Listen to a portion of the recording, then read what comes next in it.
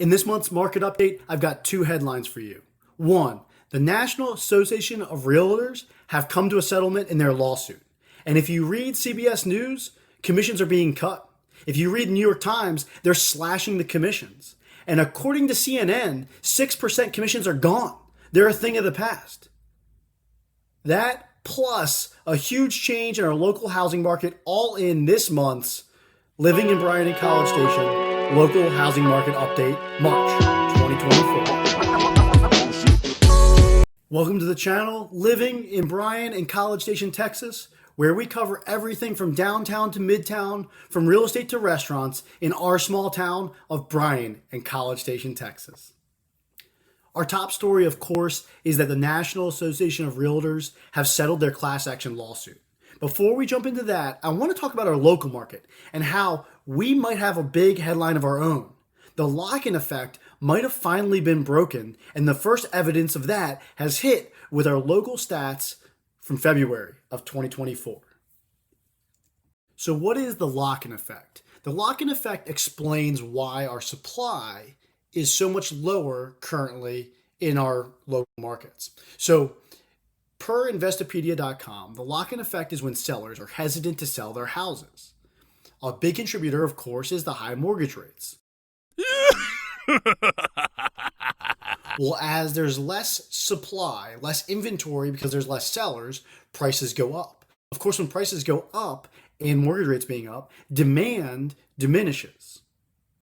So the recent change in mortgage rates has probably broken the lock-in effect. But before we jump into that, it's important to note that it takes 30 to 60 days from when you go under contract to when you close a house. Why does that matter? Well, let's check out what the mortgage rates have been doing, and that will paint the picture. So you can see here, mortgage rates topped out in October of this year, right around 8%. And then over the next 2 months, mortgage rates dropped by 1.25% to a low in late December. So December was approximately 2 months or 60 days prior to the February data that we just received. So the data we're receiving today is, in essence, a reaction to the mortgage rates that dropped back in December. So now let's look at the stats that we just got to see if maybe that lock-in effect is broken.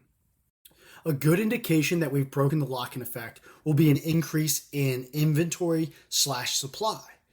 And we know that by knowing whether or not there's more listings. So if we look at the data for February, you can see listings are up 53% year over year. And look at the jump from January to February. That's a huge increase, likely a result of those lower rates. So the next thing we're going to look out for to see if we broke the lock-in effect is demand. We're going to measure demand by the number of houses that are sold in a given month. So back in February, the number of houses that sold year over year relative 23 to 24 is up 4.5%. Now, that's fairly normal and it isn't a large increase. You can also see we increased from January to February, which is also normal as we go into those spring months. There's more buyer activity and more listings. If you remember, according to Investopedia, the lock-in effect is associated with increased housing prices. Well, if we look here, we can see that housing prices are up 9% year over year in February. Wouldn't they be going down if we broke the lock-in effect? Yes, except for the fact that there's another factor at play, and that is just the increase in demand when those rates dropped. I think there was a lot of pent-up demand from October and November that hit in December. People went under contract and closed in February. And that's why we're seeing such a big increase in prices. Now, the question is, will this continue? Is there enough pent-up demand, and will interest rates stay low enough to continue to drive those prices to new records in March, April, May, and June, as the market also heats up, as it does every year, into the spring and summer months?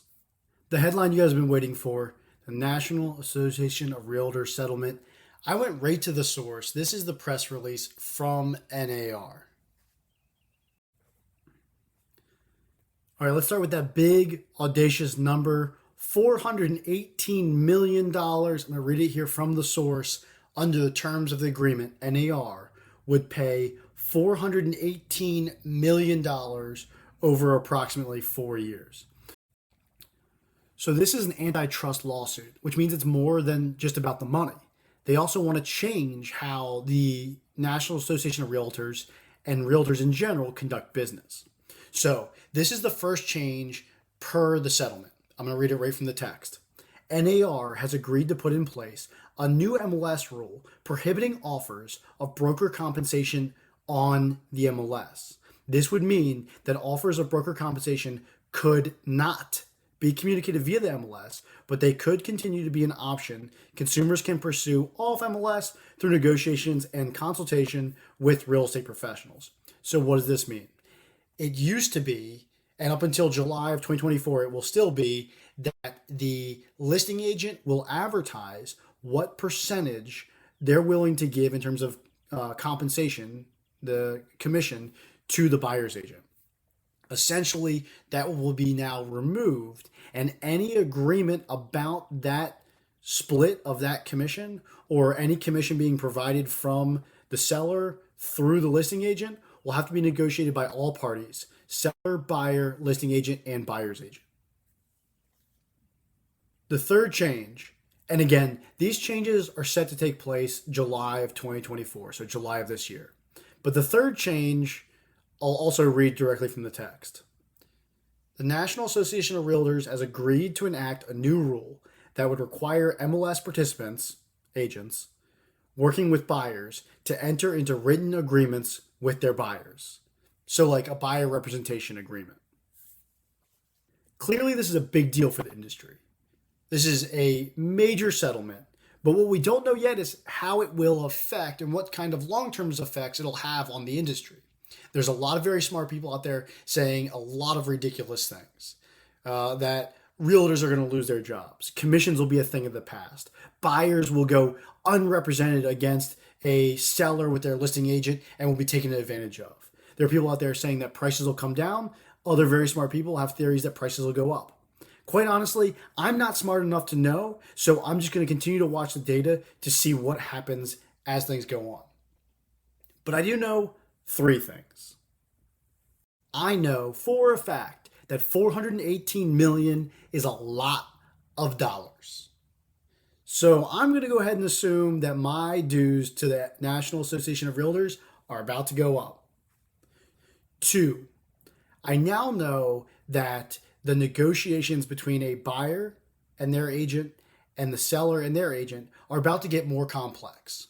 Before, you could always negotiate on commissions, but it was at least advertised. So on the MLS, when a listing agent said, hey, I'm willing to offer this amount of commission, as long as the buyer and the buyer's agent liked it, there was no real reason to negotiate that number. But without an advertised commission, everybody will have to now negotiate not just the price, not just the terms, not just the repairs on a house, but also the commission. Things are about to get a lot more complex. Guys, the third one was a surprise to me. I didn't realize that agents were working with clients without buyer representations. Buyers, if you're going to be making the biggest purchase of your lives, absolutely you want to have a contract with the person who's doing it for you. Make sure that those expectations are set up front. You know exactly what they owe to you and also what you're going to owe to that agent when this is all said and done. Here in Texas, we have a buyer representation agreement. It's a promulgated form contract that we use, and I use it with all my clients. In there, it's going to say exactly what and how much I get paid and who pays that amount. It spells out that if the listing agent / seller aren't willing to pay my fee, then that fee comes out of the buyer's pocket. I'll read it right from the contract. This is from paragraph 10B. If such persons, the seller and listing agent, refuse or fail to pay broker, the buyer's agent, the amount specified, client, the buyer, will pay broker the amount specified less any amounts broker receives from such persons. Super important, buyers, as you're going into these negotiations, don't just look at the price, but also look at the terms and how that commission is shared or if it's shared at all, because it can drastically affect how much money you're coming out of pocket with at the end of the day. If you got more questions about this, hit up the comments below. I'll do my best to answer anything. Otherwise, guys, I'll keep you posted month over month as these news events change and as the market shifts. Otherwise, stay tuned and I'll catch you guys next time.